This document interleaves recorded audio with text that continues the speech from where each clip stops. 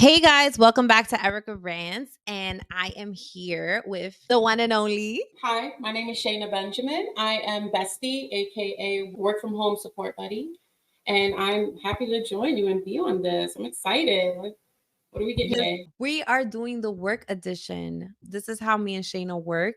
This is what we do on a regular. I think everyone has their COVID or post-COVID work bestie, right? If you work from home, you know what I mean, right? I don't know. I need that back. I need some type of stimulation in between these four walls. So Shayna definitely fills that place in my heart. You do the same for me, Bestie, because otherwise I'll just be in here talking to my dog, and we can't go down that rabbit hole. We gotta give out a shout out to Jake. Jake Jake from from State, State Farm, yes. right? So we just want to bring you guys into our conversation. I really want you guys to hear our conversations on a daily basis. We have the best conversations. I think Shane and I be having some Prolific interesting, moments. and I love it because one thing about me and Shayna, I just want to give you guys insight, right? We don't always agree. Like there's some friends that agree with everything that they talk about. We're not those people. We will tell each other, I respect your views, but no. And I love that. So I think that's kind of cool because and we also call each other out. So kind of cool. But we have some topics to cover. So Shayna and me, we were gonna get into some tip culture, right? And what that means and how has that changed and what is that about? Guys, how are we feeling about tip culture? What does that feel like for us right now in this space? I actually was just reading something earlier this week where there are stores that have self checkout lines and are putting a tipping feature to tip for you checking yourself out. And at that point, I feel like I need to clock in and just collect my little part time paycheck, get my little benefits on the side, even a little employee discount, especially if it's like Target or something. I'm all for tipping as someone who used to work in the service industry for many, many years. I wholeheartedly feel like we shouldn't even have a tip culture. We should just be paying people a livable wage. Because especially living in New York City and the tri-state area with the way rents and everything is looking, like you go outside and breathe and it's $100, just like that. So I feel like it's within reason, and you have to do what's best for you in your pockets at the end of the day. So like you're in a position to do a good thing and give a blessing, then you give a blessing. But I don't mind tipping because I realize when I tip people, they treat me well, and I like to have that type of reciprocity going around. But like what I'm not about to do is like do 25% simply because you came and said hi to me. Like no, you about to work for this. I'm not saying you want to be like a slave or nothing. That's just really extreme.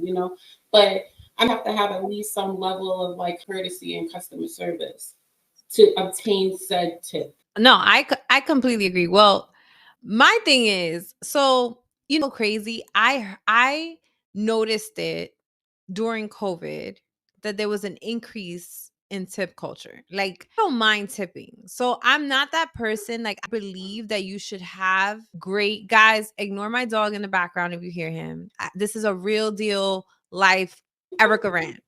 So my thing is, I don't have a problem tipping people that service me. I feel like we should, especially if you receive service, just like if you were I am in a sales background. I've always been in sales. So we incentivize people to sell people things. So why not incentivize people to do better in their service, right? Like I incentivize you to service me better, and that is how you get paid more. Why not? I'm not against that. But during COVID, I noticed that there was a change. And I felt like there was more talks about raising minimum wage, raising certain things. And I'm all for that as well, because like you said, we live in an area where, or geography, I don't know if it's the geography or the demographics, however you want to label it, that is unfortunately not affordable to live in on minimum wage. So raising minimum wage to me, a thumbs up, right? But then we have a situation where it's like there's always the loophole.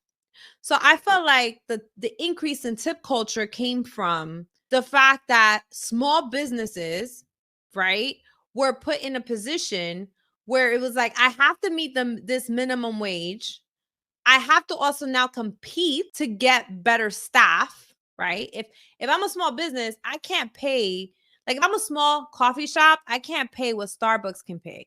Or I can't give the benefits that Starbucks can pay, right? So I have to incentivize my staff differently through tips, right? Because I can't make up that difference in wage, Mhm. right? So now you have small businesses locally that are already struggling, having to increase wages, right? Because they have to not only meet the laws, of course, but also meet the competition, right? And then they have to ask people for more tips, which is kind of crazy to me because I just came in here to get a cup of coffee, right? Like, I don't mind. Like, if I'm getting great service, if I see the same barista every morning and like a ray of sunshine in my life, I want to make sure she's happy. But But I don't know if I can $10 for coffee. what I was saying was that I feel like there's a big difference between like corporations and like businesses. I feel like people are more inclined to tip when it comes to small businesses because small businesses are what run the majority of the economy, like dollar wise, but just like the size people wise. And aside from that, like the ones who are trying to like everything, and they tend to run a higher profit margin from paying minimum wage or below that and having it be subsidized. Because I know way back when, in another lifetime, when I used to wait tables, like I remember seeing minimum wage for waiters go from like $3 an hour to like dollars an hour, and at the time, minimum wage was well above that. And I would be like, and the company I worked for, which I am not going to name, but if you know me, then you probably know where I was. But companies that I work for are multi-billion-dollar companies that have like come up on the Nasdaq because they have investors and they're publicly traded. No, So it's not, absolutely. and it's just kind of wild. And now after the fact, like gotten lawsuits because of the issues that they've had, not issues, because of their problematic ways. Because issues implies that, oh, there was a misunderstanding. No, no, no, no. There was no It's problematic. There's misunderstanding. no misunderstanding that you were stealing time from people that were working and clocking them out. And there was, Oh, yeah, action lawsuits. And that that's becoming that more and that more part, that common. part, I know so many. I actually worked for a company as well that it's so crazy because I actually worked for a company and saw them get sued for doing something like people's time. Like, you're just gonna say this, like, not supposed to, but I understand. I don't really know the legality of it, but I know that you're not supposed to tell someone, like, you hire someone on an hourly wage, you can't have them roll over hours for to the following week so that they're not on overtime, right? Like, that was a big Yeah. thing people did in the early 2000s, guys. That was a thing. Oh, the other thing, they used to clock us like be there, be slow, and like work retail or in restaurants, they'll clock you out and you'll Oh, still be yeah, working. and you would still And be if working. you people check your time cards if you're clocking in and out, just a friendly reminder, calculate all them hours, get your receipts, get your time Yeah, cards. If you schedule, not take your hours. Don't let people clock you out because that's how most of these lawsuits end up coming about because they're losing 100%. time and they're not watching, especially when you're young, when you're in college and you're struggling, like you're trying to just survive, like you're not looking for the extra 2 hours. You're not like just happy that you And got you don't paid wanna and that you stir could the get pot, carpet. Yeah. like, pot. No one wants to stir the pot. Oh, I've But, stirred the pot. I've like, I certainly. never wanted I used to be scared to stir the pot because I'm like, I don't wanna be the person, no one's saying nothing, right? Like, at work, no one is saying anything about the situation. I feel like it's wrong, like, I am working, right? And then you have a situation where those people, right, like, see it later on, and it's like, "Oh," because it's crazy. I work for that company, and they used to do that, and then they got a class action lawsuit. And Hmm. then I worked for another company after that, and they were doing the same thing. And everyone was like, no, you could do that. And like, I'm positive you can't do that because I definitely work for a company that got sued for this. It's very interesting because that is such a loaded problem, like so many laws. And I think, to be quite frank with you, I think big corporations already take these lawsuits into consideration. Like, they already have a budget for it. They already know They it's do, coming. most definitely. They already know it's coming. It's just a matter of time of when it happens, and they already made their money. Like, how much free labor did they get out of it? And now they actually got to pay a portion of it, right? Like, And nobody ever gets the money back. that's only for the people that sign up for those class action lawsuits, because they're not going to reach out to every single person that was employed or formerly employed by that corporation.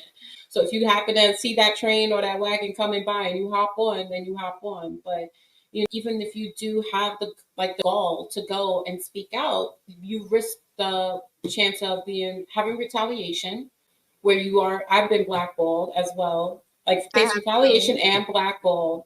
And although New York State is a state in which you're not supposed to blackball people, it happens, and it's so hard to prove that it Oh, is happening unless you know people, or you're in a position of where you're able to reach out to a labor attorney, labor relations of it person to assist you or give you guidance as to proceed. But even being able to proceed like with those type of allegations is a luxury in itself, especially when you're like, I keep talking about New York City, but most people in the tri-state area work here with the influx and the way that the job market is. Like, in order to make money, you have to come here, and people, companies know that. And you just either have to take the loss or just move onward. And usually you just kind of do a code.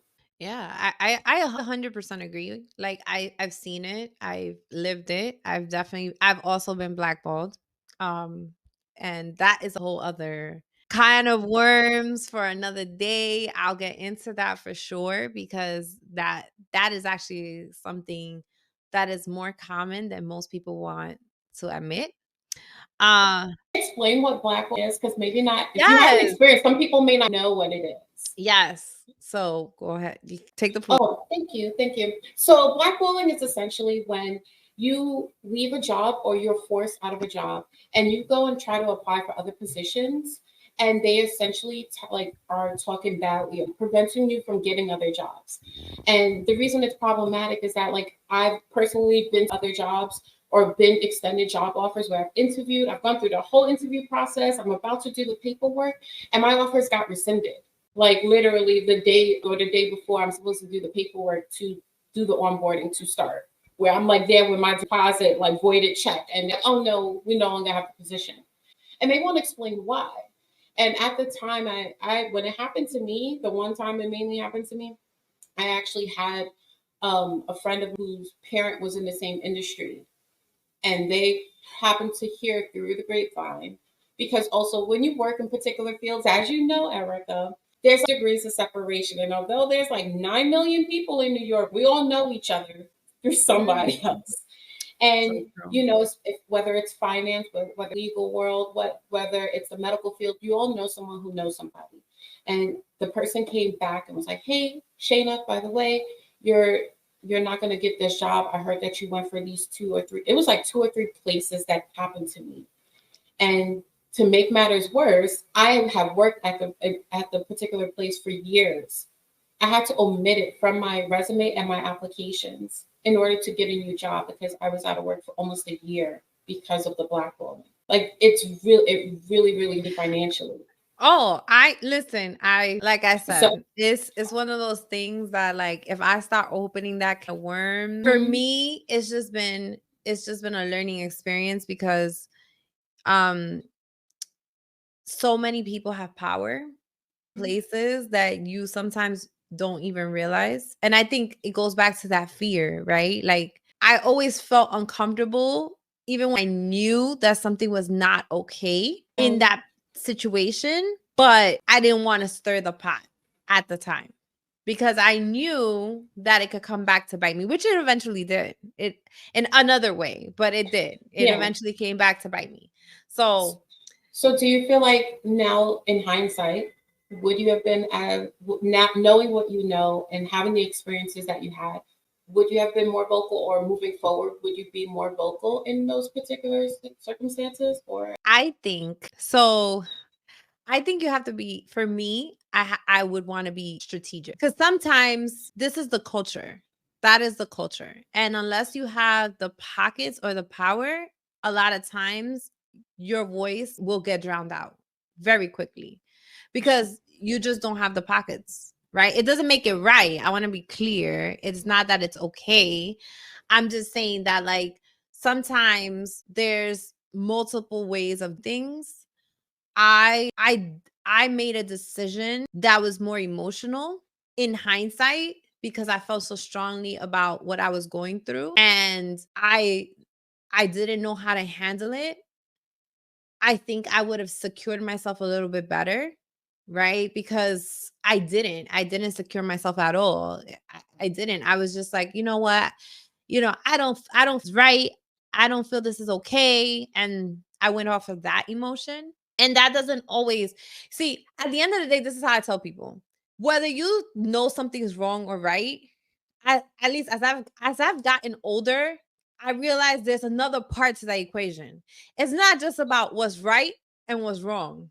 It's also what is going to be the outcome to your situation. Because people will say, like, I always talk to people when I became an entrepreneur, I would listen to, like, at that time, podcasts. It was there, but it wasn't like how it is now, or like all these streaming advice, like YouTube University. It wasn't all Everyone there. has an opinion. Everyone has an opinion, just like we all have an Right? asshole. Yeah, I will say that because it wasn't always there, the ones that you did hear about, it was always very dramatic. Like, oh, you should for your dreams and you should love your dreams. And well, I agree, you should go for your dreams. Guys, remember, if you have no strategy, you still got bills next month. But you know that things are extreme response out of you. Correct. But remember, I'm talking about before, like, this whole explosion of YouTube podcasting, right? So this wasn't the Before the norm. influencer, before the influencer. Before the influencer. Yeah, Where exactly. we were all using the pre-made filters on Instagram and showing like our coffee and flowers and Yeah. shit. Oh, look at this. My coffee. Yeah. Right? Like, that's literally what that was the ever. That was the vibe. And you could not, like, some people maybe this, but at the time it was like I had a dream, a passion, right? And I tell people it's great to go for the things you want. Be passionate, be fearless, but be strategic. Like, you could be strategic too. There's the right, the wrong, and then there's the strategy, right? Of course. I would have been a lot more strategic, less emotional, right? Not saying that my emotions weren't valid, but less emotional, because at the end of the day, they drown you out. They will drown the little fish out. They just do. They have the pockets. They just have the power. And no matter how vocal you are, they just, okay, bye. You're Again. replaceable. Yeah, like, and to an extent, I get it. I mean, I'm not saying they just eliminate the issue, right? Like, let's just eliminate the issue. And it goes back to, like, the whole tip thing, right? I don't have a problem, a small business owner, but I'm not going to lie about it. I have been buying less coffee from outside because now I love this local coffee shop. Love it. Right? And I know everyone sees my Starbucks cup, but I have actually been drinking way less Starbucks because I actually enjoy my local coffee shop. I just do, right? And I know I shouldn't be naming brands, but it is what it is. So at the end of the day, right? I love them. They have great quality product, but I can't buy my coffee and tip you $2 or $3 every time I go and buy a coffee. Like, it's the math is to, like, really, like, it's really mathing. Like, it's really getting up there, right? Yeah. Even like, and it's not that I want to support, but at what point, and they have to do part, right? Like, why wouldn't they not offer to those people, right? When all the other the culture of it now is everyone's asking for it. I say tip yourself and just be content with that. You understand? Like, at what point I literally take out the other day. Literally ordered takeout the other day. Do you know that they literally, just to hand me my food, it was like, oh, here's the screen. I swear, this is real. Just to hand me my food. Like, isn't the cost of service included in the food? You know what? I'm gonna blame Uber Eats and DoorDash. I blame all of them. But we gonna save that for another time. We'll get That's into like another that. one. That's a whole other topic in That's a whole itself. Because other. I just ordered my. What did I order? I ordered takeout and groceries, and it was just. That's a whole. I just no, it's the Amazon Fresh because I sent you the link for the promo code. We got if you get a promo code, a true friend shares the promo code. The promo But code. the promo code, there's none for this one, not yet. We're not sponsored yet. But no, I got a promo code. I shared it with you for Amazon Fresh delivery, and I definitely was like, "Oh, I'm gonna hop on this," and I ordered like groceries. And then by the time I paid the tax, the tip, the service fee, everything, I'm like, bruh, I just paid extra like $40, $50 for it. There I'm you like, go. There but, your promo code, right? but in our 30s, as being that we're millennials now, we're getting up there in age. Sometimes it's worth to pay for the convenience. We're paying for convenience. Those things, certain things like that, convenient. But And I can't pay a again, convenience fee for you making my coffee and turning around. but that's what I'm saying. Like if I go to you every morning and I feel like, okay, you know what, I have extra and this person always services me and they go above and beyond and I want to show my gratitude in a financial way, then I can do that. But to automatic, it's almost expected now, right? And again, I'm not saying that they shouldn't be compensated, but and I can see like you said, like there's a difference between corporation and then the small business. But at the same time, right, that small business has to compete with the corporation. They have to. There's no way around it. And they can't afford to compete. You know, as a business owner, I mean, I don't do thank me, no offense to anyone, but that is like a world, right? I'm not familiar with that world. At the end of the day, you have to be able to compete to stay alive. And well, not necessarily. People was doing them PPP frauds, and they wasn't competing, but they sure as hell didn't survive.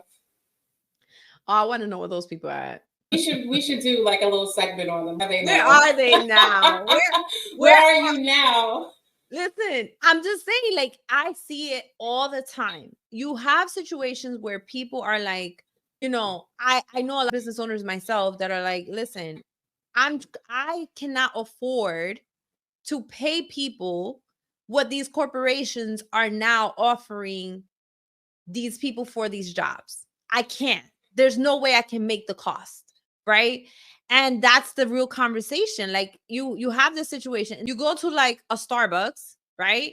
And I'm assuming what it is, and you go there, they're like a multi. I don't even know if they're in the Wait, hold billions. They on, hold probably on. are.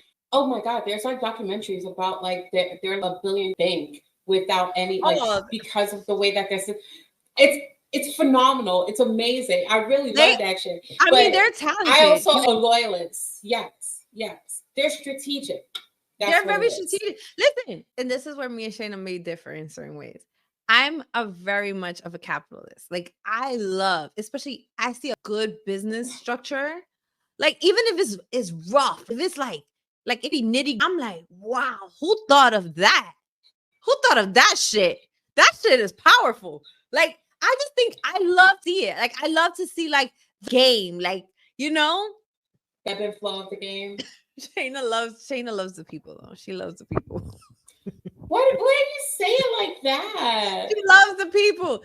She listen. I don't care. Listen, I'm at a point in life where what people eat does not make me shit. So I Not just what kind is of leave it it? alone. Not my Whatever, pony. not my circus, not my monkeys, whatever. If you If you like like it, it, I love I it, love baby. it. I I love love it it. because I'm not finna argue with nobody. I'm not about to explain things to nobody. If you like that, good for you. Well, this concludes, guys, the end to our podcast for today, the Erica Rants Work Edition with one of our special guests, Shaina Benjamin. Um, and I look forward to see you guys for the next one. Bye, guys. Bye. So, with that being said, thank you guys so much for joining Erica Rants. I look forward to seeing you guys more and more on each episode. If you guys have any topics you want me to touch on or you want to talk about, drop it on the comments below. Make sure you turn on your notification bell and subscribe. And make sure you like while you're at it. Thank you guys so much and have a great day. Whatever time you're seeing this in, I hope you guys have an amazing day. Bye, guys.